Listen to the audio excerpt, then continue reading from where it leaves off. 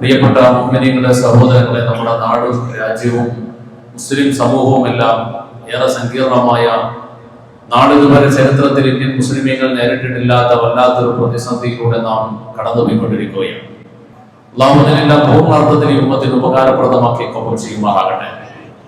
ഈ ദുനിയാവിലെ ഐഹികമായ ജീവിതത്തിൽ അല്ലാഹു റബ്ബുൽ ആലമീൻ എല്ലാ മനുഷ്യർക്കും സുഖസൗകര്യങ്ങൾ ഒരുപോലെയല്ല നൽകിയിട്ടുള്ളത്, വ്യത്യസ്തമാണ്. ഭൗതിക സുഖ സന്തോഷങ്ങൾ, വിഭവങ്ങൾ, സമ്പാദ്യം, ധനം, ഇതെല്ലാവർക്കും അല്ലാഹു ഒരുപോലെയല്ല നൽകിയിട്ടുള്ളത്. എന്നാൽ മനുഷ്യരെ സംബന്ധിച്ചിടത്തോളം എല്ലാവരും അത് ആഗ്രഹിക്കുന്നു.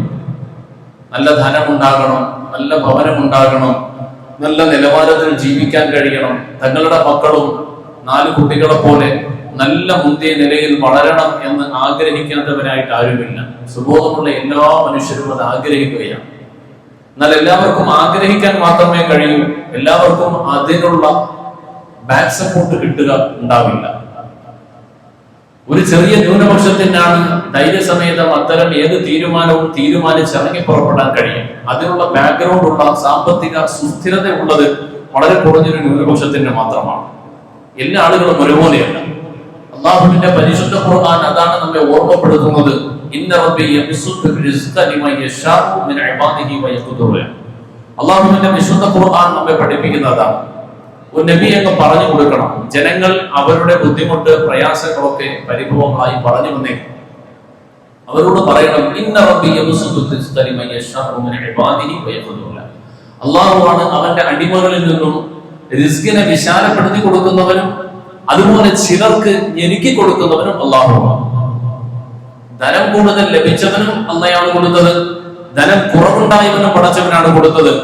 എന്നാൽ ആ വിഷയം പറഞ്ഞിട്ട് അല്ലാഹു പറയാം, വമാ അൻഫഖതും മിൻ ശൈഇൻ ഫഹുവ യുഖ്ലിഫുഹു വമാ അൻഫഖതും മിൻ ശൈഇൻ ഫഹുവ യുഖ്ലിഫുഹു. നിങ്ങളിൽ നിന്നും നിങ്ങൾക്ക് അല്ലാഹു നൽകിയ ധനത്തിൽ നിന്നും നിങ്ങൾ ചിലവഴിക്കുന്നതെന്തോ ഫഹുവ യുഖ്ലിഫുഹു, അതിനെ അല്ലാഹു നിങ്ങൾക്ക് പകരമാക്കി ഭാവിയിൽ തരുന്നതാണ്. വല്ലാഹു ഹുവ ഖൈറുർ റാസിഖീൻ. അവനാണ് ഏറ്റവും നല്ല ഉപജീവനം തരുന്നവൻ, ഏറ്റവും നല്ല ഉപജീവനം തരുന്നവൻ. ദാനധർമ്മത്തിനെ കുറിച്ച് പരിശുദ്ധ ഇസ്ലാം പഠിപ്പിച്ചിടത്തോളം പ്രാധാന്യം കൊടുത്ത് പഠിപ്പിച്ചൊരു മതമില്ല, ദർശനമില്ല. ഉറപ്പാണ് ലോകത്ത് ധനം സമൂഹത്തിന്റെ പാവങ്ങൾക്ക് ചിലവഴിക്കുന്ന ആളുകളുടെ കണക്കെടുത്താൽ ഒരു ധവളപത്രം ഓരോ നാടുകൾ പുറത്തിറക്കിയാൽ അത് സർക്കാരിന്റെ നേതൃത്വത്തിനാകട്ടെ, പൊതുസമൂഹത്തിന്റെ NGOകളുടെ നേതൃത്വത്തിനാകട്ടെ, ശേഖരിക്കപ്പെടുന്ന ധനത്തിന്, സഹായ ധനത്തിന് ഒന്നാമത്തെ പന്തിയിൽ വരുന്നത് മുസ്ലിമീങ്ങളുടേതാണ്. കാരണം മുസ്ലിമീങ്ങൾക്കാണ് മതപരമായ ഒരു ബാധ്യതയായി വരുന്നത് പഠിപ്പിക്കപ്പെട്ടിട്ടുള്ളത്. പരിശുദ്ധ ഇസ്ലാം ഒരാള് വിശ്വാസത്തിലേക്ക് വന്നാൽ അവന്റെ ആദ്യത്തെ ബാധ്യത, കർമ്മപരമായ ഒന്നാമത്തെ ബാധ്യത, കലിമത്തു ഷഹാദ അനുസരിച്ച് ജീവിക്കുവാനുള്ള പരിശ്രമം അവൻ ഉറപ്പിച്ചു കഴിഞ്ഞാൽ അവൻ കർമ്മം കൊണ്ട് ജനങ്ങൾക്ക് മനസ്സിലാകുന്ന, കാണുന്ന രൂപത്തിലൂടെ അവൻ ചെയ്യാൻ തുടങ്ങുന്ന ഒന്നാമത്തെ കർമ്മം നമസ്കാരമാണ്, പൂർണ്ണമായ നമസ്കാരമാണ്. ആ നമസ്കാരത്തിനെ കുറിച്ച് പറയാൻ അല്ലാഹു തിരഞ്ഞെടുത്ത സ്ഥലങ്ങൾ എവിടെയെല്ലാം ഉണ്ടോ അതിൽ ഭൂരിപക്ഷ സ്ഥലത്തും അല്ലാഹു ചേർത്ത് പറഞ്ഞത് സകാത്ത് നിങ്ങൾ കൊടുക്കണേ എന്നാണ്.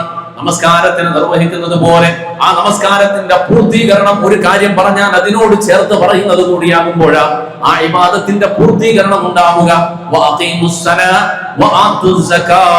നമസ്കാരം നിങ്ങൾ മുറപ്രകാരം നിർവഹിക്കണേ, സകാത്ത് നിങ്ങൾ കൃത്യമായിട്ട് കൊടുക്കണേ, ദാനം കൊടുക്കണം. എന്തിനു വേണ്ടി? അല്ലാഹു കൊടുത്ത സമ്പാദ്യവും ധനവും ആരുടെ കയ്യിലാണോ ഉള്ളത് അവൻ തനിക്ക് അവകാശപ്പെട്ട കാര്യം മാത്രമാണെന്ന് ധരിച്ച് ജീവിക്കാൻ പാടില്ല. ദുനിയാവിൽ അല്ലാഹു നമുക്ക് നൽകിയ ധനം, സമ്പാദ്യം, അത് എന്റെ ഇഷ്ടം പോലെ ചെലവഴിക്കാമെന്ന് ഒരു മുസ്ലിമിന് ഒരിക്കലും കരുതാൻ പറ്റില്ല.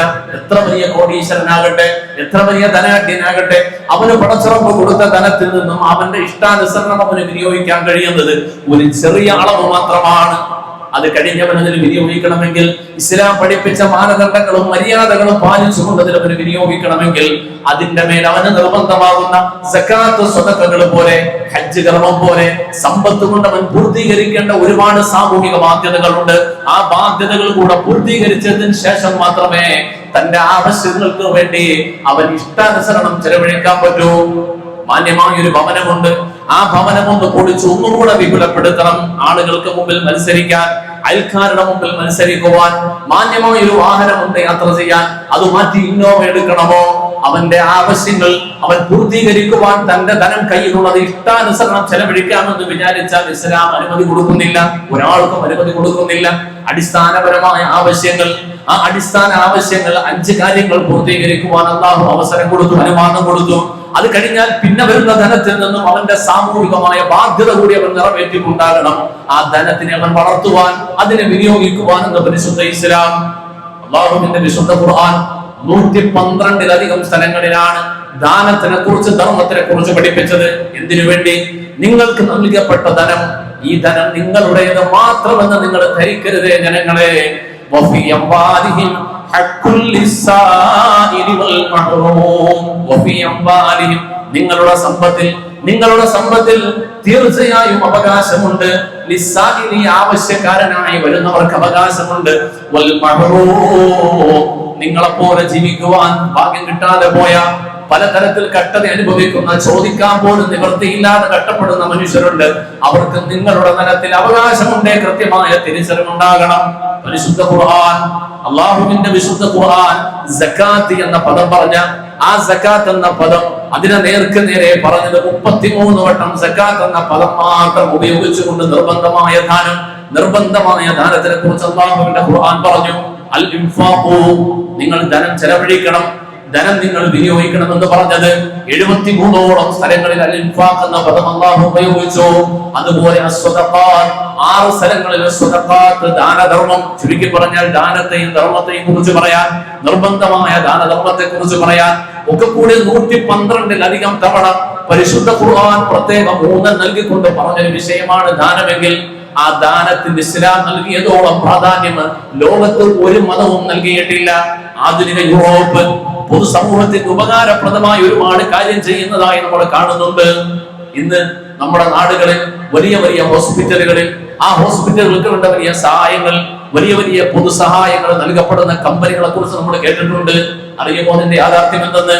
CSR എന്ന കൃത്യമായിട്ടും ഒരു വർഷത്തിൽ കിട്ടുന്ന ലാഭവിഹിതത്തിന്റെ 2% തീർച്ചയായും നിർബന്ധമായും ചിലവഴിച്ചിരിക്കണം. പാപങ്ങളുടെ ക്ഷേമത്തിന് വേണ്ടി ചിലവഴിച്ചിരിക്കണം. അത് റൂളാണ്, നിയമമാണ്. ആ നിയമം പാലിക്കുവാൻ നിർബന്ധിതരായിക്കൊണ്ട് സർക്കാരിന്റെ മുമ്പിൽ പിടിച്ചു നിൽക്കാൻ മാർഗമില്ലാത്തത് കൊണ്ട് ചെലവഴിക്കുന്ന CSR ഫണ്ടിന്റെ ചെലവഴിക്കലല്ല ഇസ്ലാം പഠിപ്പിച്ചത്. പിന്നെയോ മരണാനന്തരമുള്ള പരലോക ജീവിതത്തിൽ അവൻ പകരമായി തരുമെന്ന് പറഞ്ഞ പ്രതിഫലം കാംക്ഷിച്ചുകൊണ്ട് മാത്രം, ആഖിറത്തിലെ പ്രതിഫലവും പുണ്യം പ്രതീക്ഷിച്ചുകൊണ്ട് മാത്രം ഒരു മുസ്ലിം വിനിയോഗിക്കുന്ന ദാനം, ഇത് ഇസ്ലാമും മുസ്ലിമീങ്ങളും പ്രാധാന്യം കൊടുത്തതുപോലെ വേറെ ഒരു മതവിഭാഗങ്ങളും ഒരു വിഭാഗത്തിലും ഇല്ല. തീർച്ചയാണ്, യാഥാർത്ഥ്യമാണ്. അതുകൊണ്ടാണ് ലോകത്തിന്റെ നാനാഭാഗങ്ങളിലുള്ള മുസ്ലിമീങ്ങളുടെ വേദനകളിൽ ലോകം മുഴുവനുമുള്ള മുസ്ലിമീങ്ങൾ പങ്കാളികളാകും. അങ്ങ് ഫലസ്തീനിലെ മക്കളെ സഹായിക്കുവാൻ ആവശ്യപ്പെട്ടുകൊണ്ട് ഇന്നത്തെ ദിവസമല്ലെങ്കിൽ അടുത്ത വെള്ളിയാഴ്ച കരുനാഗപ്പള്ളി ജമാഅത്തിന്റെ മുൻവശത്ത് ബക്കറ്റിന്റെ കളക്ഷൻ വന്നാൽ കൈയച്ചുകൊണ്ട് ഉള്ളത് സഹായിക്കുവാൻ നമുക്ക് അല്ലാഹു തന്ന മനസ്സ്, ഇത് പടച്ചറപ്പിന്റെ ആഖിറത്തിലായി നമുക്ക് വാഗ്ദാനം ചെയ്യപ്പെട്ട ആ സന്തോഷത്തിന്റെ പുണ്യത്തിന്റെ ലോകമുണ്ട് എന്നതുകൊണ്ടാ. ചില ആളുകളുണ്ട്, അവരെ സംബന്ധിച്ചിടത്തോളം മരണാനന്തരം ഒരു ജീവിതമുണ്ടോ എന്നതിൽ പോലും ഉറപ്പില്ല. അവർ പുണ്യങ്ങളൊന്നും പങ്കാളികളാകാറുമില്ല, അവർ ദാനം ചെയ്യാറുമില്ല. അവരാകെ കൂടി ചെയ്യുന്ന ഒരു കാര്യം, ഈ ദാനം ചെയ്ത് ജീവിക്കുന്ന പരോപകാരികളായി ജീവിക്കുന്ന മുസ്ലിമീങ്ങളെ കുറ്റപ്പെടുത്താൻ വല്ല മാർഗവുമുണ്ടോ? പാവങ്ങളായ മുസ്ലിമീങ്ങൾ ദാനം ചെയ്തുകൊണ്ട് പൊതുസമൂഹത്തിന് വേണ്ടി ബാക്കിയാക്കിയത് എന്തെങ്കിലും ഉണ്ടോ? അതിനെ പിടിച്ചടക്കാൻ, അധിനിവേശം നടത്തി കൈയടക്കാൻ വല്ല മാർഗവുമുണ്ടോ? ഇത് അവര് തിരക്കുക. മുസ്ലിങ്ങളെ സംബന്ധിച്ചിടത്തോളം നമ്മൾ അള്ളാഹുവിന്റെ പ്രതിഫലം കാംക്ഷിച്ചുകൊണ്ട് വാരിക്കൂരി ദാനം ചെയ്യാം.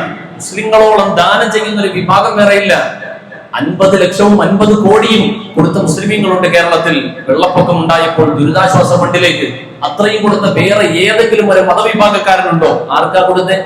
പത്തനംതിട്ട ജില്ല. ആരാ അവിടെ ഭൂരിപക്ഷം താമസിക്കാൻ?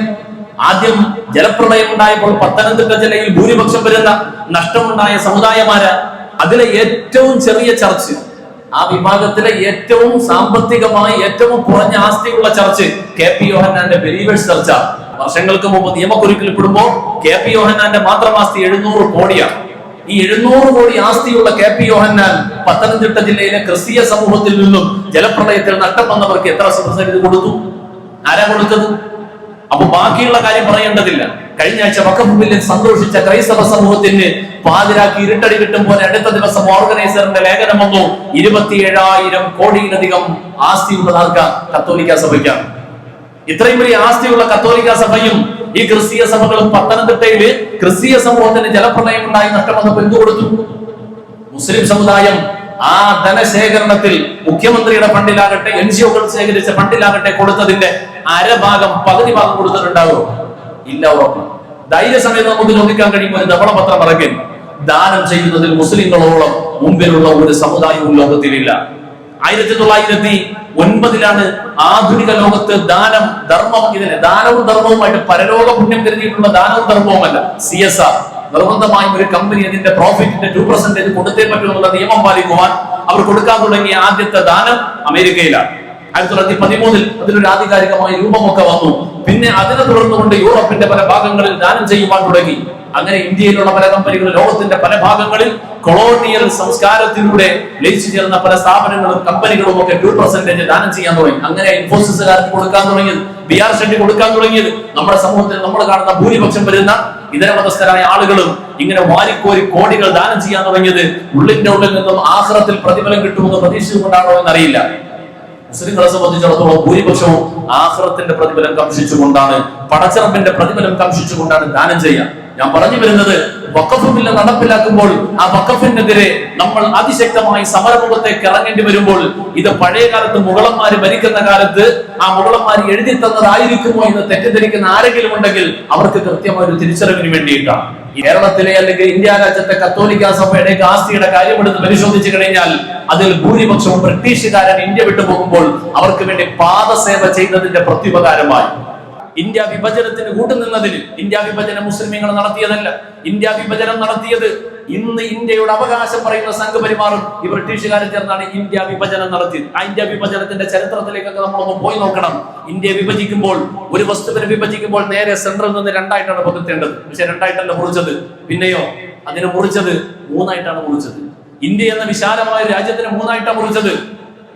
പടിഞ്ഞാറ് ഭാഗത്ത് പടിഞ്ഞാറൻ പാകിസ്ഥാനും, പിന്നെ ഒരു 2000 കിലോമീറ്റർ യാത്ര ചെയ്ത് അപ്പുറത്ത് വരുമ്പോൾ കശത്തിനടിയിൽ കാണുന്നത് പോലെ ഒരു ബംഗ്ലാദേശ് എന്ന് പറയുന്ന ഒരു പ്രദേശം 2 സ്ഥലത്താണ്. ഇത് ആർക്കും അറിയാത്തത്? ഇത് ഇന്നല്ലെങ്കിൽ നാളെ 3 ആകുമെന്ന് അറിയാത്ത ആരുമില്ലല്ലോ. അങ്ങനെ 3ആക്കിയാ ഭാഗിച്ചത്. ഈ 3ആക്കി ഭാഗിക്കുന്നതിന്റെ പിന്നിൽ മുഹമ്മദ് അലി ജിന്നയെ കൊണ്ട് ആ താല്പര്യമൊക്കെ മുമ്പോട്ട് വെപ്പിക്കുന്നതും അതിനുവേണ്ടി ശബ്ദമുയർത്തുന്നതും ഇതൊക്കെയും ഇന്ന് വിഭജനത്തിനെ കുറിച്ച് മുസ്ലിമീങ്ങളെ കുറ്റം പറയുന്ന അതേ ആളുകൾ തന്നെയാണ്. അന്നും അതിശക്തമായി ഇന്ത്യ വിഭജിക്കപ്പെടരുത് എന്ന് പറഞ്ഞുകൊണ്ട് ഇന്ത്യ ഒന്നായി നിൽക്കണമെന്ന് ആവശ്യപ്പെട്ടത് ഇന്ത്യ രാജ്യത്തിന്റെ ആത്മാർത്ഥതയുള്ള രാജ്യത്തിന്റെ ശില്പികളായ മഹാരഥന്മാരായ ഇസ്ലാമിക പണ്ഡിതന്മാരാണ്. ജമിയത്തുൽ ഉലമാ ഹിന്ദിന്റെ ആദ്യകാല നേതാക്കളാണ് മൗലാന സയ്യിദ് ഹുസൈൻ അഹ്മദ് മദനി, മുഹാജിർ മക്കിയെ പോലെയുള്ള ആളുകൾ അതിശക്തമായി പറഞ്ഞു ഒരിക്കലും ഇന്ത്യ വിഭജിക്കപ്പെടാൻ പാടില്ല എന്നാണ്. എന്നാൽ ആ വിഭജനത്തിൽ ഉൾപ്പെടെ കൂട്ടുനിന്നുകൊണ്ട് രാജ്യത്തിനെ വെട്ടിമുറിച്ച് കഷ്ണങ്ങളാക്കി ഇവിടെ ഒരിക്കലും അവസാനിക്കാത്ത ജാതി വൈരം, വർഗീയ വൈരം വിത്ത് വിതച്ചതിന് ശേഷം അത് ഉപയോഗിച്ചുകൊണ്ട് വീണ്ടും കാലാകാലം യൂറോപ്പിന്റെ ആധിപത്യം, അമേരിക്കയുടെ ആധിപത്യം ഇന്ത്യയിൽ നിലനിർത്തുവാൻ അവർ പാദസേവ നടത്തിയ ആളുകൾക്ക് ദാനമായിട്ട് പിന്നെ കൊടുത്തത് കോടിക്കണക്കിന് വരുന്ന സ്വത്തിന്റെ ആസ്തി. ആ ആസ്തി വെച്ചിട്ട് അവരാണ് മുസ്ലിം സമുദായത്തിന് കിട്ടിയിരിക്കുന്ന വഖഫിന്റെ സ്വത്തിന്റെ മേൽ സപ്പോർട്ട് ചെയ്തത്. അധിനിവേശം നടത്താൻ കേന്ദ്ര സർക്കാരിന് സപ്പോർട്ട് കൊടുത്തത് അവരാണ്. അവരറിഞ്ഞില്ല. അവരിൽ ഒരു വിഭാഗം തിരിച്ചറിഞ്ഞിരിക്കുന്നു ഇത് ഏറ്റവും വലിയ ആപത്താണ് നമുക്ക് പറ്റിയത്. ഒരു ന്യൂനപക്ഷത്തിന്റെ നഷ്ടത്തിൽ നമ്മൾ സന്തോഷിച്ചുകൊണ്ട് കൂടെ നിൽക്കുകയാണോ? ഇതല്ല വേണ്ടത് എന്ന് മനസ്സിലാക്കി. ഞാൻ പറഞ്ഞു വരുന്നത്, നമ്മൾ പറയുമ്പോൾ ഈ വിഷയം മാത്രമല്ല, വഖഫ് എന്നുള്ളത് എവിടെ നിന്നാ തുടങ്ങിയത്? എന്താണ് വഖഫ്? വഖഫ് പള്ളികൾ മാത്രമാണോ? അല്ല. വഖഫ് ഇന്ന് നമ്മുടെ മുമ്പിൽ പള്ളികൾ അല്ലെങ്കിൽ മദ്രസകൾ മാത്രമായാണ് നമ്മൾ മനസ്സിലാക്കുന്നതെങ്കിൽ വഖഫ് ഇവിടെയല്ല. ഇന്ത്യ രാജ്യത്തെ വഖഫിന്റെ ചരിത്രം അല്ലെങ്കിൽ ഇതുമായി ബന്ധപ്പെട്ട വിഷയം വരുമ്പോൾ ഏറ്റവും അധികം വഖഫിന്റെ വസ്തുക്കൾ, ഭൂമിയും സ്വത്തുമുള്ളത് UP-യിലാണ്, ഉത്തർപ്രദേശിലാണ്. അത് കഴിഞ്ഞാൽ വെസ്റ്റ് ബംഗാളിലാണ്, മുസ്ലിമീങ്ങൾ തിങ്ങിപ്പാർത്ത പ്രദേശങ്ങളിലാണ്. അവിടെ വഖഫ് ചെയ്യപ്പെടുന്നത് പള്ളികൾ മാത്രമല്ല. ഈ വഖഫിന്റെ വിഷയത്തിൽ ഇപ്രകാരം ഒരു കിരാത നിയമം കൊണ്ടുവന്നുകൊണ്ട് വഖഫ് അധിനിവേശത്തിന്റെ സർക്കാർ ശ്രമിക്കുമ്പോൾ അവർക്കറിയാം മുസ്ലിമീങ്ങൾ പള്ളികളിലേക്ക് വന്നാൽ സംഘടിതരായി ഇതിനെ പ്രതിരോധിക്കും. എന്നാൽ മുസ്ലിമീങ്ങൾ സംഘടിതരായി പ്രതിരോധിക്കാൻ സാധ്യതയില്ലാത്ത ലക്ഷക്കണക്കിന് വഖഫ് സ്വത്തുണ്ട്. മുസ്ലിമീങ്ങളിൽ ഭൂരിപക്ഷത്തിന് അറിയുക പോലുമില്ല.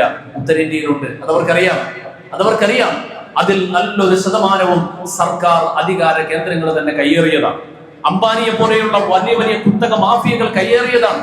ഇന്നും പൊതുസ്ഥാപനങ്ങളായി പ്രവർത്തിക്കുന്ന പല സ്ഥാപനങ്ങളുമുണ്ട്. ഇൻഷാ അല്ലാഹ് ഞാൻ അതിന്റെ ഓരോന്നിന്റെ തെളിവുകൾ നിരത്തിക്കൊണ്ട് പറയാം. ഇതെല്ലാം മുസ്ലിം സമുദായം വഖഫായ ഉമ്മത്തിന് വേണ്ടി, മുസ്ലിമീങ്ങൾക്ക് വേണ്ടി, പൊതുസമൂഹത്തിന് വേണ്ടി ദാനമായി കൊടുത്തതാണ് വഖഫ്. ഈ വഖഫ് നഷ്ടപ്പെടുമ്പോൾ അത് പള്ളികളിൽ മാത്രം ഒതുങ്ങുന്നതല്ല. ഇസ്ലാമിക ചരിത്രത്തിൽ വഖഫിനുള്ള പ്രാധാന്യം നൽകിയ ദാനം മറ്റൊന്നില്ല. ഏറ്റവും നല്ല ദാനം ഏതാണ് നബിയെ?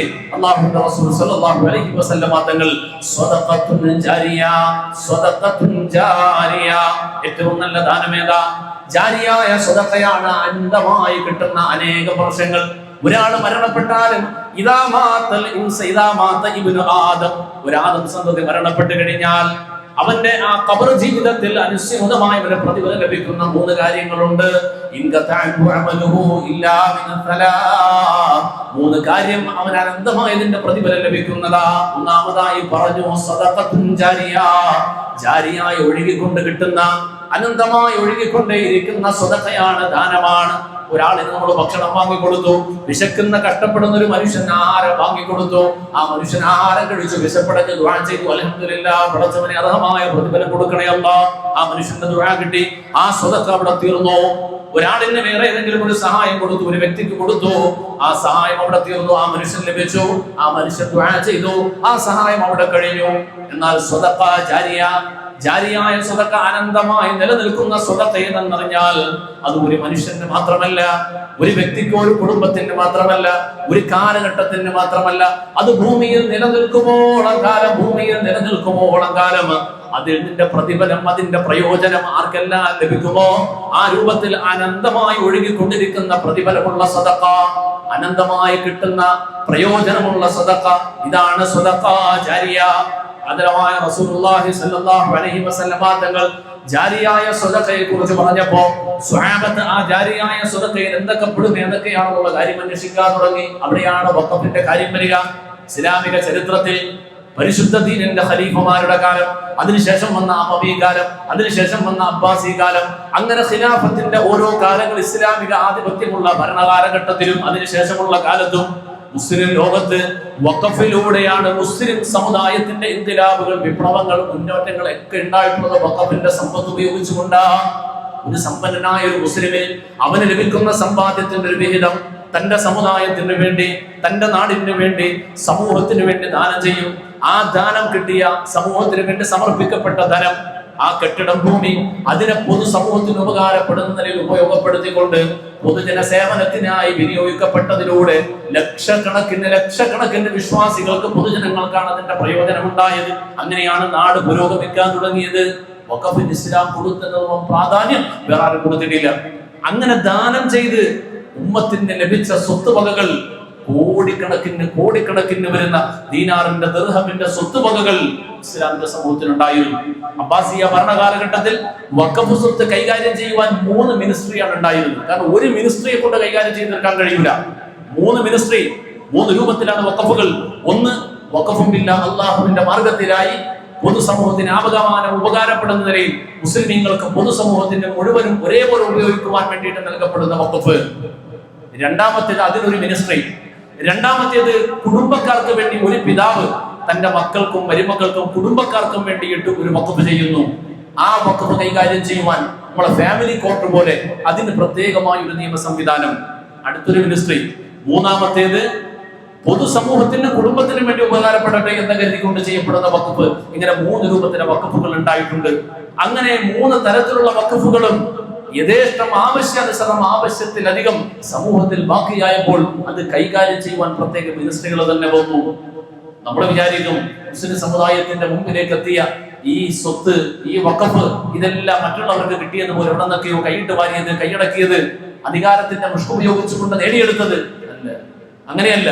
അങ്ങനെയുള്ളത് വഖഫായി പെടുത്തിയിട്ടില്ല. അത് പുരാവസ്തുവിന്റെ ഭാഗമായിട്ടാണ് കുറെ പോയിട്ടുള്ളത്. അതിനും വഖഫായിട്ടുള്ള കുത്തബ് മിനാർ പോലെയുള്ളത് അതും പുരാവസ്തുവിന്റെ ഭാഗം പറഞ്ഞുകൊണ്ട് ആർക്കിയോളജി ഡിപ്പാർട്ട്മെന്റ് ഒരുപാട് കയ്യേറിയിട്ടുണ്ട്. അങ്ങനെ ലക്ഷക്കണക്കിന് ഡോളറിന്റെ മൂല്യമുള്ളത് നഷ്ടപ്പെട്ടിട്ടുണ്ട്. ഇതാണ് സച്ചാർ കമ്മിറ്റി പറഞ്ഞത്. മുസ്ലിമീങ്ങളുടെ ഉന്നമനത്തിന് വേണ്ടി, ഇന്ത്യയിലെ മുസ്ലിമീങ്ങളുടെ വളർച്ചയ്ക്ക് വേണ്ടി വേറെ ഒന്നും കൊടുക്കണ്ട, സർക്കാർ ഒരു നയാകാശ് കൊടുക്കണ്ട. അവർക്ക് വേണ്ടി അവരുടെ മുൻഗാമികൾ അവരുടെ വിയർപ്പൊഴുക്കി ഉണ്ടാക്കിയ ധനം അവർ വഖഫ് ചെയ്ത് വിട്ടേച്ചു പോയത് തങ്ങളുടെ സമുദായത്തിന് വേണ്ടി എന്ന് പറഞ്ഞ് ബാക്കിയാക്കിയിട്ട് പോയ ധനം അത് മുസ്ലിം സമുദായത്തിന് വിട്ടുകൊടുത്താൽ മാത്രം മതി. മുസ്ലിം സമുദായം ചുരുങ്ങിയ വർഷം കൊണ്ട് ഈ രാജ്യത്ത് പുരോഗതിയിലേക്ക് എത്തും, പുരോഗതി കൈവരിക്കും. അത്ര വലിയ ആസ്തി വഖഫിലായിട്ട് മുസ്ലിം സമുദായത്തിനുണ്ട്. ആ വഖഫാണ് നഷ്ടപ്പെട്ടുകൊണ്ടിരിക്കുന്നത്. അല്ലാഹുവിന്റെ റസൂൽ സ്വല്ലല്ലാഹു അലൈഹി വസല്ലമ തങ്ങൾ പരിശുദ്ധമായ മക്കാ മുകറമയിൽ കഴിയുമ്പോൾ മുസ്ലിമീങ്ങളുടെ ആദ്യകാലത്തെ ജീവിതം വളരെയധികം പ്രയാസകരമാണ്, ത്യാഗസമ്പൂർണമാണ്. ഉണ്ണാനില്ല, ഉടുക്കാനില്ല, കിടക്കാനില്ല. അടിമകളെ പോലെ, പരദേശികളെ പോലെ ആട്ടിപ്പായിക്കപ്പെടുമ്പോൾ അവർക്ക് താങ്ങായി മാറിയത് ആരെങ്കിലും കൊടുക്കുന്ന ദാനമാണ്. അതുകൊണ്ട് തന്നെ റസൂലുള്ളാഹി സ്വല്ലല്ലാഹു അലൈഹി വസല്ലമ തങ്ങൾ അതിന് വലിയ പുണ്യം പറഞ്ഞു, വലിയ പ്രതിഫലം പറഞ്ഞു. ആ പുണ്യവും പ്രതിഫലവും കൊണ്ട് അവർക്ക് ലഭിച്ച ധനം, അവർക്ക് ലഭിച്ച ഭക്ഷണം, അവർക്ക് ലഭിച്ച വസ്ത്രം, അതായിരുന്നു മക്കയിലെ സ്വഹാബത്തിന്റെ ആദ്യകാലത്ത് നിലനിൽപ്പിന്റെ ആധാരമെങ്കിൽ അവർക്ക് പടച്ച റബ്ബിനെ അവർ തിരിച്ചറിഞ്ഞ അല്ലാഹുവിനെ സുജൂദ് ചെയ്യുവാൻ, ഇബാദത്ത് ചെയ്യുവാൻ ഒരു ഇടമില്ല, ഒരു പ്രത്യേക ഇടമില്ല. ആ ഇടത്തിന് വേണ്ടി അവർ ആഗ്രഹിക്കുമ്പോൾ പരിശുദ്ധ ദീനിലെ ഒന്നാമത്തെ ഖലീഫ സയ്യിദുനാ അബൂബക്കർ അസ്-സിദ്ദീഖ് മഹാനവറുകൾ തന്റെ ഭവനത്തിനോട് ചേർന്ന് ഒരു ചെറിയ ഭാഗം മുസ്ലിമീങ്ങൾക്ക് നമസ്കരിക്കാൻ വേണ്ടി നിയത്ത് ചെയ്തുകൊണ്ടങ്ങ് മാറ്റിവെച്ചു കൊടുത്തു.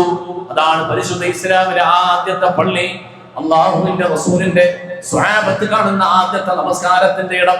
ഇന്നും പരിശുദ്ധമായ മക്കാ മുകറമയിൽ ഉംറയ്ക്ക് വേണ്ടി എത്തിയാൽ ദാറുൽ തൗഹീദ് എന്ന ബിൽഡിങ്ങിന്റെ കിഴക്ക് ഭാഗത്തോട്ട് നോക്കിക്കഴിഞ്ഞാൽ ഒരു കെട്ടിടത്തിന്റെ രണ്ടാമത്തെ നിലയോട് ചേർന്ന് ആ കെട്ടിടത്തിന്റെ ഉള്ളിലേക്ക് പ്രവേശിച്ചാൽ അവിടെ ഒരു ചെറിയൊരു പള്ളിയുണ്ട്. ആ പള്ളിയാണ് പരിശുദ്ധ ഇസ്ലാമിലെ ഒന്നാമത്തെ നമസ്കാരത്തിന്റെ ഇടം. ആദരവായ മുഹമ്മദ് റസൂലുള്ളാഹി തങ്ങളുടെ സ്വഹാബത്ത് ആദ്യമായി നമസ്കരിച്ച ഇടം അവിടെയാ.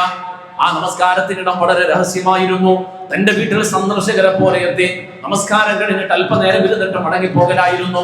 പിന്നീട് അവിടെ നിന്ന് മക്കയിൽ നിന്ന് മദീനത്തേക്ക് യാത്ര ചെയ്യേണ്ടി വന്നു, ഹിജ്റ ചെയ്യേണ്ടി, പാലായനം ചെയ്യേണ്ടി വരുമ്പോ മഹാനായ അബൂ അയ്യൂബുൽ അൻസാരി റളിയല്ലാഹു തആല അൻഹുവിന്റെ വീട്ടിന്റെ മുമ്പിൽ തന്റെ ഒട്ടകം മുട്ടുകുത്തി അവിടെ താമസിക്കേണ്ടി വന്നു. അങ്ങനെ താമസിക്കേണ്ടി വരുമ്പോൾ നമസ്കാരത്തിന് വേണ്ടി അനുയോജ്യമായ ഒരു സ്ഥലം ആലോചിച്ചു. അങ്ങനെ കണ്ടെത്തിയ ഇടം, ആ ഇടമാണ് അവ്വലു മസ്ജിദിന് ഉസ്സിസ ബിൽ ഇസ്ലാം. ആദ്യമായിട്ട് പരിശുദ്ധ ഇസ്ലാമിൽ ആദരവായ ഹബീബായ റസൂലുള്ളാഹി തങ്ങളുടെ പവിത്രമായ തൃക്കരങ്ങളാൽ സ്ഥാപിതമായ, തങ്ങൾ തന്നെ കട്ട ചുമന്നു കൊണ്ടുവച്ച, തങ്ങൾ തന്നെ മണ്ണ് കുഴച്ചു കൊണ്ടുവച്ച, സ്വഹാബത്ത് കൂടെ കൂടിക്കൊണ്ട് ആദ്യമായി നിർമ്മിക്കപ്പെട്ട പള്ളി അത് പരിശുദ്ധ ഖുബാ എന്ന് പറയുന്ന മദീനയുടെ 4 കിലോമീറ്റർ മാറി സ്ഥിതി ചെയ്യുന്ന ഖുബായിലെ അനുഗ്രഹീതമായ പള്ളിയാണ്. ആദരവായ റസൂലുള്ളാഹി സ്വല്ലല്ലാഹു അലൈഹി വസല്ലമ തങ്ങൾ ആ പള്ളിയുടെ മഹത്വത്തെ കുറിച്ചാ പറഞ്ഞത്. മൻ തതഹറ ഫീ ബൈതിഹി, ആരെങ്കിലും ഒരാൾ തന്റെ വീട്ടിൽ നിന്നും ശുദ്ധിയായി കുളിച്ചു വൃത്തിയായി, സുമ്മ അതാ മസ്ജിദ ഖുബാ, എന്നിട്ട് അദ്ദേഹം നടന്നുകൊണ്ട് മസ്ജിദ് ഖുബയിലേക്ക് ഒരാൾ വന്നു, ഫസല്ലാ ഫീഹി സ്വലാ, എന്നിട്ട് ആ ഖുബാ പള്ളിയിൽ വന്നിട്ട് നമസ്കരിച്ചാൽ കാന ലഹു കഅജ്രി ഉംറ, ഒരു ഉംറ ചെയ്തതിന്റെ പ്രതിഫലമുണ്ട്, ഒരു ഉംറ ചെയ്തതിന്റെ പ്രതിഫലമുണ്ട് ഖുബാന്റെ പള്ളിയിൽ പോയി നമസ്കരിക്കുന്നതിന്. ഉംറയ്ക്ക് പോകുന്നവർ, മദീനത്തെത്തുന്നവർ ഖുബായിലെ പള്ളിയിൽ പോകാതെ മടങ്ങാറില്ല. മനോഹരമായ ഖുബാഇന്റെ പള്ളി ആദ്യമായിട്ട് പരിശുദ്ധ റസൂൽ സ്വന്തം കരങ്ങൾ കൊണ്ട് നിർമ്മാണം തുടങ്ങി, സ്വഹാബത്ത് പൂർത്തീകരിച്ച്, എന്നിട്ട് മുസ്ലിമീങ്ങൾക്ക് വേണ്ടി ഇബാദത്ത് ചെയ്യുവാൻ ആദ്യമായി വഖഫ് ചെയ്ത ഇസ്ലാമിലെ ഒന്നാമത്തെ പള്ളി അത് ഖുബാഇന്റെ പള്ളിയായിരുന്നു. അല്ലാഹുവിന്റെ റസൂൽ മരണം വരെയും എല്ലാ ശനിയാഴ്ച ദിവസവും കാന യസൂർ റസൂലുള്ളാഹി സ്വല്ലല്ലാഹു അലൈഹി വസല്ലം, അല്ലാഹുവിന്റെ പ്രവാചകൻ എല്ലാ ശനിയാഴ്ച ദിവസവും മസ്ജിദുൻ നബവിയും മദീനയിൽ നിന്നുകൊണ്ട് ഈ 4 കിലോമീറ്റർ അപ്പുറമുള്ള മസ്ജിദ് ഖുബായിൽ അല്ലാഹുവിന്റെ റസൂൽ നടന്നു പോകുമായിരുന്നു. അവിടെ നമസ്കരിക്കുമായിരുന്നു, അവിടെ കഴിഞ്ഞുകൂടുമായിരുന്നു. അത്രയും പ്രാധാന്യം പറഞ്ഞ പള്ളി അതാണ് ഇസ്ലാമിലെ ഒന്നാമത്തെ വഖഫ് ചെയ്യപ്പെട്ട പള്ളി. അത് കഴിഞ്ഞ് നേരെ മദീനത്തേക്ക് നീങ്ങി ഇന്ന് നമ്മൾ കാണുന്ന ലോകത്തെ രണ്ടാമത്തെ മുസ്ലിമീങ്ങളുടെ ഭവനം മസ്ജിദുൻ നബവി, മദീന ത്വയ്യിബയിലെ അനുഗ്രഹീതമായ മസ്ജിദുൻ നബവി. ആദരവായ നമ്മുടെ നേതാവ് മുഹമ്മദ് റസൂലുള്ളാഹ്, അല്ലാഹുവിന്റെ റസൂൽ അന്ത്യവിശ്രമം കൊള്ളുന്ന റൗള ശരീഫ്, ഖബർ ശരീഫുള്ള മസ്ജിദുൻ നബവി. ആ മസ്ജിദുൻ നബവി സഹല്, സുഹൈൽ എന്ന 2 സ്വഹാബിമാരായ ചെറുപ്പക്കാരായ കുട്ടികൾ, ആ കുട്ടികളുടെ ഉടമസ്ഥതയിൽ ഉണ്ടായിരുന്ന ഈന്തപ്പഴം ഉണക്കാനിട്ടിരുന്ന മേച്ചിൽപ്പുറമായിരുന്ന മൈതാനം പോലെ കിടന്ന ഭൂമി, ആ ഭൂമി വില കൊടുത്തുകൊണ്ട് വാങ്ങാൻ റസൂൽ ആഗ്രഹിക്കുമ്പോൾ പള്ളിക്ക് വേണ്ടിയാണെന്ന് മനസ്സിലായപ്പോ ആ കുട്ടികൾ അവരുടെ പക്വതയുടെ പ്രായമെത്തിയിട്ടില്ലെങ്കിൽ പോലും റസൂലിനോടുള്ള, ഇസ്ലാമിനോടുള്ള താല്പര്യത്തിന്റെ പേരിൽ പറഞ്ഞു, ധനം വേണ്ട, അതിനു വേണ്ടി സമ്പത്ത് വേണ്ട, അതിനു വേണ്ടി കാശ് വേണ്ട, ഫ്രീ ആയിട്ട് സൗജന്യമായിട്ട് നിങ്ങൾ തരിക. അല്ലാഹു റസൂൽ എന്ന് പറഞ്ഞു, സൗജന്യമായി വേണ്ട, സൗജന്യമായിട്ടല്ല വേണ്ടത്, അതിന്റെ വില പറയൂ. സമീനൂനെ നിങ്ങൾ വില പറയൂ, വില പറയൂ. പല പ്രാവശ്യം പറഞ്ഞു. കുട്ടികൾ പറഞ്ഞു വേണ്ട, അവരെ കുടുംബക്കാരെന്നപ്പെട്ടു വേണ്ട. അവസാനം റസൂലുള്ളാഹി സ്വല്ലല്ലാഹു അലൈഹി വസല്ലം തങ്ങൾ പറഞ്ഞു, വില വാങ്ങില്ല എങ്കിൽ സ്ഥലം വേണ്ട എന്ന് തീരുമാനിക്കേണ്ടി വരും. അങ്ങനെ അവസാന നിർബന്ധിതരായിക്കൊണ്ടാണ് ആ കുട്ടികൾ വില പറയാം. മഹാനായ സയ്യിദുനാ സിദ്ദീഖ് റളിയല്ലാഹു തആല അൻഹു തന്റെ സമ്പാദ്യത്തിൽ നിന്നും 10,000 നാണയം, 10,000 ദിർഹം ദീനാർ സമ്പാദ്യത്തിൽ നിന്നും ദാനമായി എടുത്തു കൊടുത്ത, അത് കൊടുത്തിട്ടായിരുന്നു ആ മസ്ജിദ് നബവിക്ക് വേണ്ടി വാങ്ങിയ ഭൂമി വാങ്ങിയത്. അങ്ങനെയാണ് വാങ്ങിയത്. ഇങ്ങനെ വാങ്ങി തന്റെ ധനം ചിലവഴിച്ചുകൊണ്ട്, വിയർപ്പൊഴുക്കിയ പണം ചിലവഴിച്ചുകൊണ്ട് അതിനെ പടച്ചറപ്പിന്റെ മാർഗത്തിൽ ദാനം ചെയ്യുന്നതിനാണ് വഖഫ് എന്ന് പറയാം. റസൂലുള്ളാഹി സ്വല്ലല്ലാഹു അലൈഹി വസല്ലം തങ്ങൾ മസ്ജിദ് നബവിക്ക് സ്ഥലം വാങ്ങി, അവിടെ പള്ളി പണിതു. ആ പള്ളി ഉമ്മത്തിന് വേണ്ടി വഖഫ് ചെയ്തു, അത് ജനങ്ങൾക്ക് വേണ്ടി വഖഫ് ചെയ്തു. അതാണ് ഇസ്ലാമിലെ രണ്ടാമത് വഖഫ് ചെയ്യപ്പെട്ട പള്ളി. ഇത് പൊതുജനങ്ങളുടെ സഹായത്തോടു കൂടി ശേഖരിച്ച ധനം ഉപയോഗിച്ചുകൊണ്ട് സ്വരുക്കൂട്ടിയ ഏതെങ്കിലും ഒരു മുതല് സ്വത്ത് അത് പൊതുജനങ്ങൾക്ക് വേണ്ടി വഖഫ് ചെയ്ത ചരിത്രം അവിടെയായിരുന്നുവെങ്കിൽ, പിന്നീട് പരിശുദ്ധ ഇസ്ലാമിന്റെ ലോകത്ത് ഓരോ വ്യക്തികളും അവർക്ക് വേണ്ടിയിട്ട് നൽകപ്പെടുന്ന, അവർക്ക് വേണ്ടി ലഭിക്കുന്ന സമ്പാദ്യം, സ്വന്തം അധ്വാനത്തിലൂടെ ഉണ്ടാക്കുന്ന ധനം, അതിനെ വിനിയോഗിക്കുന്നതിന്റെ പ്രേരണ വന്നപ്പോൾ പിന്നീട് ഒരു കുത്തൊഴുക്കായി ആദരവായ റസൂലുള്ളാഹി സ്വല്ലല്ലാഹു അലൈഹി വസല്ലം തങ്ങൾ അരുൾ ചെയ്തു, ഇദാ മാത ഇബ്നു ആദം, ഒരു ആദമിന്റെ മകൻ മരണപ്പെട്ടാൽ, ഒരു മനുഷ്യൻ മരണപ്പെട്ടു കഴിഞ്ഞാൽ, അവന്റെ എല്ലാ കർമ്മങ്ങളും നിലച്ചു പോകുന്നതാണ്. 3 കാര്യങ്ങൾ നിലയ്ക്കില്ല. അവൻ ചെയ്ത കർമ്മങ്ങളിൽ 3 കാര്യം നിലയ്ക്കില്ല. ഒന്നാമത്തേത് സ്വദഖത്തുൻ ജാരിയായ സ്വദഖയാണ്. ഔ ഇൽമുൻ യൻതഫഉ ബിഹി, പ്രയോജനപ്രദമായ രൂപത്തിൽ സമുദായത്തിന് നൽകിയിട്ട് പോയ അറിവ്, ഇൽമിന്റെ മാർഗത്തിൽ ചെയ്ത സഹായങ്ങൾ. ഔ വലദുൻ സ്വാലിഹുൻ യദ്ഉ ലഹു, തനിക്ക് വേണ്ടി ദുആ ചെയ്യുന്ന സ്വാലിഹായ സന്താനം. ഈ 3 കാര്യങ്ങൾ നിലയ്ക്കുകയില്ല, അനന്തമായി അവന് ലഭിച്ചുകൊണ്ടേയിരിക്കും. ഈ സ്വദഖ ജാരിയും ഇൽമും സ്വാലിഹായ സന്താനവും നൽകുന്ന പ്രയോജനം, പ്രതിഫലം, അതിന്റെ പുണ്യങ്ങൾ അനന്തമായ വിശ്വാസിക്ക് വരുമെന്ന് വന്നപ്പോ, അല്ലാഹുവിന്റെ റസൂലിന്റെ ഈ പ്രാധാന്യം, ഈ റസൂലിന്റെ ഈ പ്രോത്സാഹനം കണ്ടപ്പോ സ്വഹാബത്ത് ഓരോരുത്തരായിട്ട് ഈ വിഷയത്തിലേക്ക് ഇറങ്ങാൻ തുടങ്ങി. ആദ്യമായിട്ട് ഹബീബായ റസൂൽ തങ്ങൾ തന്നെ മാതൃക കാണിച്ചു കൊടുത്തു. തനിക്ക് കിട്ടുന്ന ധനം, തനിക്ക് കിട്ടുന്ന സമ്പാദ്യം, അതിൽ നിന്നുള്ള ഒരു വിഹിതം തനിക്ക് ഏറ്റവും ഇഷ്ടപ്പെടുന്ന ഒരു ഭാഗമാണ് പടച്ചറപ്പിന്റെ ദീനിന്റെ മാർഗത്തിലേക്ക് ദാനം ചെയ്തുകൊണ്ട്, അള്ളാഹുവിന്റെ മാർഗത്തിലേക്ക് മാറ്റിവെച്ചുകൊണ്ട് പടച്ചറപ്പിന്റെ ദീനിന് വേണ്ടി സമ്പാദ്യങ്ങൾ ദാനം ചെയ്യുവാൻ മനസ്സ് കാണിച്ച ആദ്യത്തെ ഉദാഹരണം പരിശുദ്ധ ദീനിലെ രണ്ടാമത്തെ യുദ്ധം, ധർമ്മസമരം, ഉഹദിന്റെ രണാങ്കണം. ഉഹദിലേക്ക് പുറപ്പെടുമ്പോൾ ഉഹദ് പ്രദേശത്ത് താമസിച്ചിരുന്ന മുഹൈരിഖ് എന്ന് പറയുന്ന യഹൂദിയായ നദീർ ഗോത്രത്തിലുള്ള ഒരു യഹൂദിയായ പണ്ഡിതനുണ്ടായിരുന്നു. ആ പണ്ഡിതൻ യഹൂദി ഗ്രന്ഥങ്ങൾ, യഹൂദികളുടെ തൗറാത്തിലും മറ്റും അവഗാഹമുള്ള പണ്ഡിതൻ, അദ്ദേഹം വിശേഷണങ്ങൾ കൊണ്ടും അദ്ദേഹത്തിന് ലഭ്യമായിട്ടുള്ള അറിവുകളെല്ലാം കൂട്ടി വായിക്കുമ്പോൾ ഇത് അവസാനത്തെ പ്രവാചകനാണ്, അന്ത്യപ്രവാചകനാണ്, നമ്മുടെ മേൽ വാഗ്ദാനം വേണ്ടി ചെയ്യപ്പെട്ടിരിക്കുന്ന അന്ത്യപ്രവാചകനാണ്. ഈ പ്രവാചകൻ ഉറപ്പായിട്ടും യഹൂദികളെ നിങ്ങൾക്ക് മേൽ വിജയം കൈവരിക്കുക തന്നെ ചെയ്യും, ഒരു സംശയവും വേണ്ട. ഇന്നത്തെ ദിവസം, ഈ ദിവസം ശനിയാഴ്ച ദിവസമാണ്. യുദ്ധം നടന്നത് ഒരു ശനിയാഴ്ച ദിവസമാണ്. ഈ ശനിയാഴ്ച ദിവസത്തെ തന്നെ സത്യം, ഇന്ന മുഹമ്മദൻ, നിങ്ങളുടെ മേൽ മുഹമ്മദ് റസൂൽ സ്വല്ലല്ലാഹു അലൈഹി വസല്ലം തങ്ങൾ വിജയം കൈവരിക്കുക തന്നെ ചെയ്യും. നിങ്ങളുടെ കാഴ്ചയിൽ, പ്രത്യക്ഷത്തിൽ എല്ലാം നിങ്ങൾക്കാണ് ഭൂരിപക്ഷം, എല്ലാം നിങ്ങൾക്കാണ് അനുകൂലം. എന്നാലും ഇന്ന് മുഹമ്മദ് ആയിരിക്കും വിജയിക്കുക എന്ന യഹൂദിയായ മുഹൈരിഖ് പറഞ്ഞു. ആ സമയത്ത് യഹൂദികൾ തിരിച്ചു പറഞ്ഞു, സബത്ത് ദിവസത്തിനെ പിടിച്ചുകൊണ്ട്, വെള്ളിയാഴ്ച തന്നെയാണ് സത്യം എന്ന് പറയുമ്പോൾ ശനിയാഴ്ച തന്നെയാണ് സത്യം എന്ന് പറഞ്ഞിട്ടായിരുന്നു പറഞ്ഞു. ശനിയാഴ്ചയെ പിടിച്ചുകൊണ്ട് സത്യം ചെയ്യല്ലേ?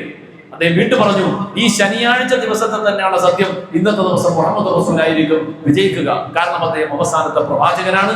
അദ്ദേഹത്തിനെയാണ് നമ്മൾ വാഗ്ദത്ത പ്രവാചകനായി പ്രതീക്ഷിച്ചുകൊണ്ടിരിക്കുന്നത്.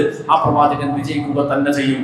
മുഹമ്മദ് റസൂലുള്ളാഹി സ്വല്ലല്ലാഹു അലൈഹി വസല്ലം തങ്ങളെ കുറിച്ച് അവരോട് പറയുമ്പോൾ അവരെല്ലാവരും നിർനിമേഷരായി നിൽക്കുമ്പോൾ ആയുധമെടുത്തുകൊണ്ട് അതിന്റെ രണാങ്കണത്തിലേക്ക് വന്നു.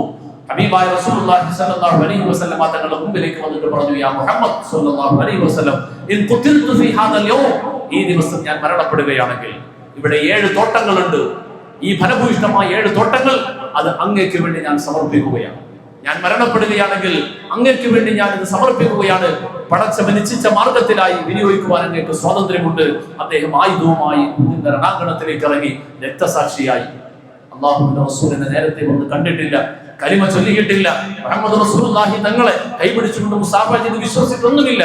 പക്ഷെ അദ്ദേഹം ഒരു കാര്യം തിരിച്ചറിഞ്ഞിരുന്നു. അതുകൊണ്ടാണ് മുഹമ്മദ് റസൂലുള്ളാഹി സ്വല്ലല്ലാഹു അലൈഹി വസല്ലം തങ്ങൾ പറഞ്ഞു, ഖൈറു യഹൂദിയൻ മുഖൈരിഖുൻ നദീർ, യഹൂദിയായിട്ടാണ് മരണപ്പെട്ടതെങ്കിലും നാളെ ആഖിറത്തിൽ ഖൈറിന്റെ അഹ്ലികാരെ യഹൂദിയത്തിനോടൊപ്പം ഖൈറിന്റെ അഹലുകാരെ യഹൂദികളോടൊപ്പം ഉയർത്തെഴുന്നേൽപ്പിക്കപ്പെടുന്ന മനുഷ്യനായിരിക്കും അദ്ദേഹം. നല്ല യഹൂദിയാണ് തിരിച്ചറിഞ്ഞുകൊണ്ടാണ് അദ്ദേഹം മരണപ്പെട്ടിരിക്കുന്നത്. അദ്ദേഹത്തിന്റെ വിശ്വാസം സ്വീകരിക്കപ്പെട്ടിരിക്കുന്നു എന്നാണ് പ്രബലരായ പണ്ഡിതന്മാരുടെ എല്ലാ അഭിപ്രായം. അദ്ദേഹം ഷഹാദത്ത് വലിച്ചു, രക്തസാക്ഷിയായി. ആ സമ്പാദ്യം അദ്ദേഹം ദാനം ചെയ്ത സമ്പാദ്യം റസൂലിന്റെ അധീനതയിലായി.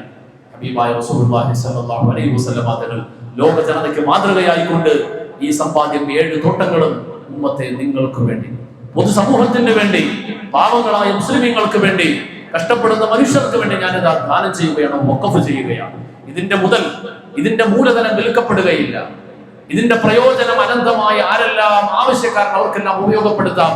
അങ്ങനെ അത് കാലാകാലം നിലനിൽക്കുക തന്നെ ചെയ്യുന്ന ദാനമായി ഇത് മാറി. പിന്നീട് ദാനത്തിന് ഒരു കുത്തൊഴുക്കായി. ഇങ്ങനെ ദാനം ചെയ്യപ്പെട്ട സമ്പാദ്യമാണ് വഖഫായി ഈ ഉമ്മത്തിന്റെ സമ്പാദ്യത്തിൽ കുന്നുകൂടി ഇന്ന് നമ്മൾ കാണുക. ആ വഖഫ് ആരുടെയും കയ്യേറ്റത്തിലൂടെ ലഭിച്ചതല്ല, മുസ്ലിം സമുദായം കൈയിട്ട് വാരിയതല്ല. അതുകൊണ്ട് തന്നെ ആ വഖഫ് ഒരിക്കലും വിട്ടുകൊടുക്കാൻ നമ്മൾ തയ്യാറാകാൻ പാടില്ല. കേവലം നമ്മുടെ മുമ്പിലേക്ക് വന്ന ഒരു പ്രശ്നത്തിന്റെ അതിന്റെ തീവ്രമായ വിഷയങ്ങളെ മാത്രം സൂചിപ്പിച്ചു കൊണ്ടുപോകലല്ല, അതിന്റെ ചരിത്ര വഴികൾ, അതിന്റെ ഇസ്ലാമിക മാനങ്ങൾ, അതിന്റെ വിധിവിലക്കുകൾ, പിന്നീട് ആധുനിക ലോകത്ത് ആ വഖഫ് നേരിടുന്ന സങ്കീർണമായ പ്രശ്നങ്ങൾ, ഇങ്ങനെ ഇൻഷാ അല്ലാഹ് വിഷയം പറഞ്ഞ് മനസ്സിലാക്കേണ്ടതുണ്ട്. ഏക സിവിൽ കോഡാണ് ഇതിന്റെ മറവിലൂടെ ലക്ഷ്യമാക്കുന്നത്. അവർ മനസ്സിലാക്കിയിട്ടുണ്ട്, പള്ളികൾ കയ്യേറിയാൽ മുസ്ലിമീങ്ങൾ പെട്ടെന്ന് വികാരപരിതരാകും. എന്നാൽ വരുമാനം ലഭിച്ചുകൊണ്ടിരിക്കുന്ന മുസ്ലിം സമുദായത്തിന്റെ സാമൂഹികമായ ഉന്നമനത്തിന് വേണ്ടി പ്രയോജനം ലഭിച്ചുകൊണ്ടിരിക്കുന്ന ഇതര സ്ഥാപനങ്ങൾ പ്രവർത്തിക്കുന്ന വഖഫ് അത് ഏതെങ്കിലും ഒരു ചെറിയ സംഘത്തിന്റെ കയ്യിലായിരിക്കും. അത് കൈയടക്കാൻ ചെന്നാൽ ഭൂരിപക്ഷവും മാറി നിൽക്കും. ആ സാഹചര്യം മനസ്സിലാക്കിക്കൊണ്ടാണ് വഖഫിൽ കയ്യേറ്റം ചെയ്യുവാൻ അവർ വന്നിട്ടുള്ളതെങ്കിൽ ഒരിക്കലും അത് വിട്ടുകൊടുക്കുവാൻ ഒരാളും കൊണ്ടു നിൽക്കാൻ പാടില്ല. അതിനെതിരിലുള്ള സമര സന്നാഹങ്ങൾ എവിടെയെല്ലാം ഉണ്ടോ അത് നമ്മൾ പങ്കാളികളാവുകയാണ് വേണ്ടത്. അല്ലാഹു റബ്ബുൽ ആലമീൻ കാര്യങ്ങൾ വേണ്ടതുപോലെ മനസ്സിലാക്കി അമൽ ചെയ്യാൻ അല്ലാഹു നമുക്ക് തൗഫീഖ് നൽകുമാറാകട്ടെ. നാളെ ആഖിറത്തിൽ പടച്ച റബ്ബിന്റെ ദീനിന്റെ സംരക്ഷകരായി നിലകൊണ്ട മുഅ്മിനീങ്ങളിൽ അല്ലാഹു നമ്മെ എല്ലാവരെയും ഉൾപ്പെടുത്തി അനുഗ്രഹിക്കുമാറാകട്ടെ.